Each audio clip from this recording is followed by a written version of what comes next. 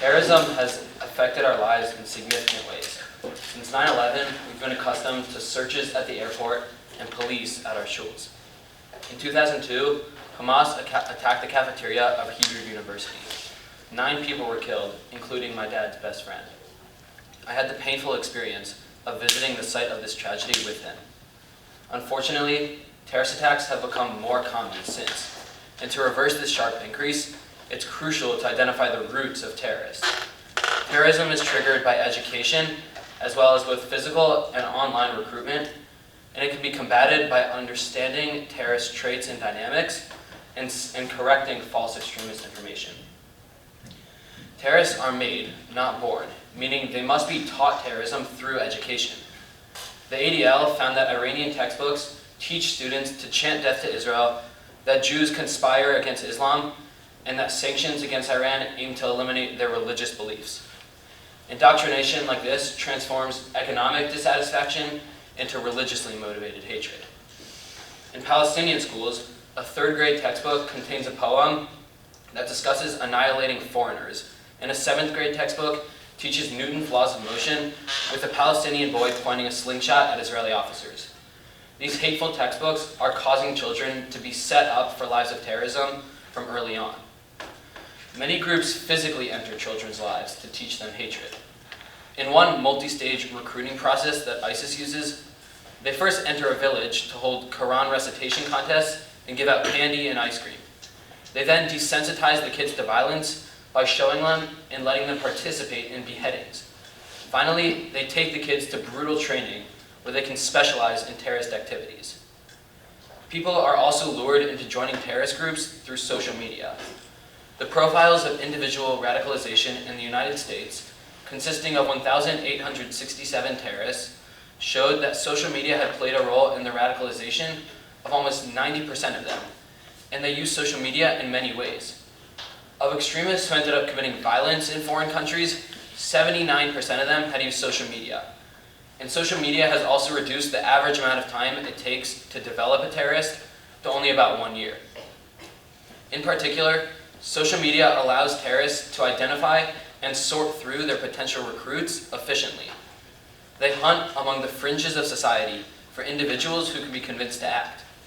They assemble around these recruits to surround them with small communities cut off from everyone else, and they encourage them to communicate only on encrypted platforms.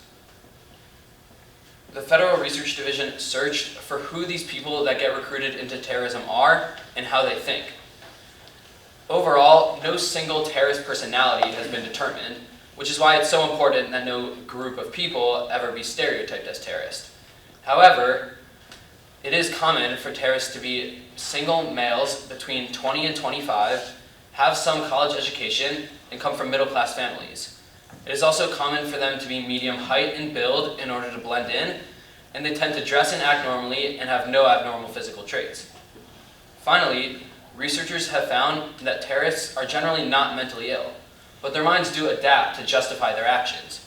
They imagine themselves as heroes fighting a war against evil. They ignore the suffering of victims, or they dehumanize victims by referring to them as tools, pigs, or puppets. There are several hypotheses as to why these types of people tend to get recruited into terrorism. One says that various types of frustration cause them to become aggressive. Another says that they reject societal roles that are regarded as proper and then have no alternatives. This makes it very difficult to give up terrorism, as it is their reason to live. These likely combine to form a more full answer. One step that's been taken to control the extremist people and content in classrooms and online is the Peace and Tolerance in Palestinian Education Act, which requires the State Department to assess textbooks and report their findings. While this act has potential to help, they need to tie economic relations to the act.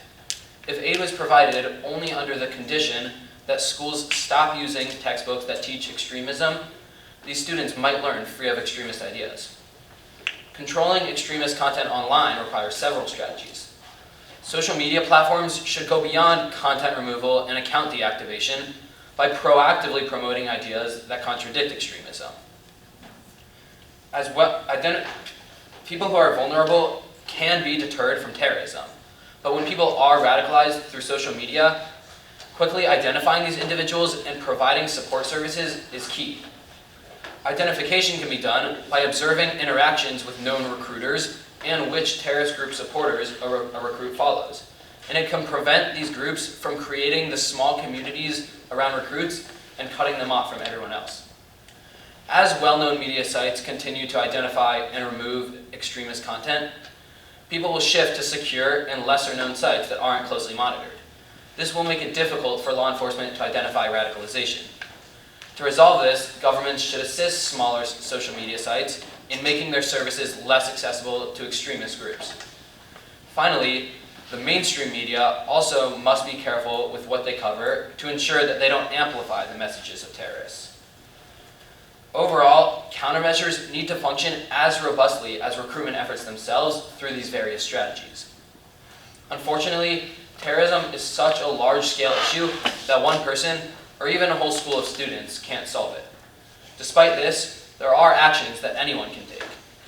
I urge everyone to spread awareness of the truth behind the issues that terrorists take to the extreme.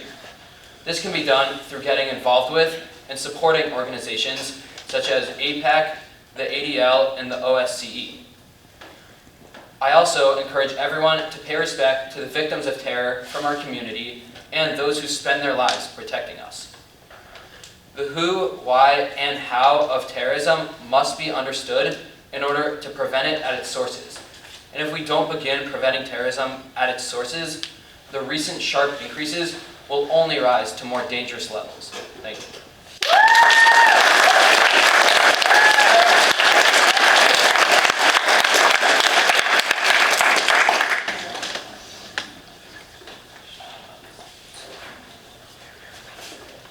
Good job, Sam. How did you say that we should combat inaccurate information, like you said, like with the textbooks in foreign countries that are teaching kids from a young age to be hateful, like with Newton's law of motion? Like, how do you combat that? Because it is another country, so you can't it's hard to mandate their education or to go in and take their textbooks. Yeah, so with the physical education part of it, that's one side of the issue, and there was an act that I discussed. It was a few years ago, and basically they're required to assess these textbooks and I guess report what they're finding. And they found, I think there were pictures here, they found things that are really there's no way you can expect a kid not to grow up as a terrorist if that's literally what you're teaching them from a young age. So if they were to I don't know, sanction the countries various that do this, and tie their economic relations, the U.S., with this specific act and others like it, that could for sure have an effect and cause schools to stop, at least stop doing that textbook part of education. And then there's other parts too. All right, good job. Thank you.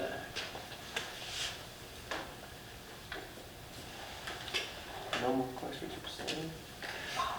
Thank you.